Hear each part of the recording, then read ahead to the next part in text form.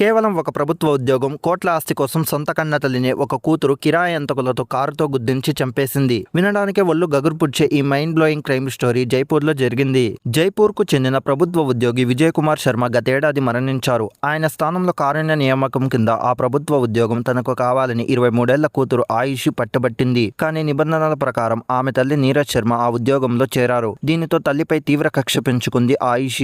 ఎలాగైనా తల్లిని అడ్డు తొలగించుకుంటే ఉద్యోగంతో పాటు ఆస్తి కూడా దక్కుతుందని ఆయుష్ భావించింది. ఇందుకోసం తన మేనమామ మోహన్ స్వరూప్, కజిన్ బలరాంలతో కలిసి ప్లాన్ వేసింది. హేమంత్ శర్మ అని కాంట్రాక్ట్ కిల్లర్ కు 7 లక్షల రూపాయలు సుపారీ ఇచ్చి నెల రోజుల పాటు తల్లి కదలికలపై రెక్కి నిర్వహించారు. జూలై 3వ తేదీ సాయంత్రం తల్లి నీరజ్ శర్మ తన 16 ఏళ్ల కొడుకును కోచింగ్ సెంటర్ దగ్గర దించి ఒంటరిగా నడుచుకుంటూ వస్తుండగా గంటకు 130 కిలోమీటర్ల వేగంతో వచ్చిన తెల్లటి ఎస్యూవీ కారు ఆమెను బలంగా ఢీకొట్టింది. ఆమె అక్కడికక్కడే ప్రాణాలు కోల్పోగా దాని హిట్ అండ్ రన్ ప్రమాదంగా చిత్రీకరించి నిందితులు పారిపోయారు. మొదట ప్రమాదం అనుకున్న జైపూర్ ఈస్ట్ డీసీపీ రంజితా శర్మ నేతృత్వంలో సీసీటీవీ ఫుటేజ్, కాల్ డేటాను పరిశీలించిన పోలీసులు షాకింగ్ ట్విస్ట్ను ఛేదించారు. కన్న తల్లిని చంపిన ఆ కూతురు ఆయిషి, మేనమామతో సహా మొత్తం 7గురిని పక్కా ఆధారాలతో అరెస్ట్ చేశారు.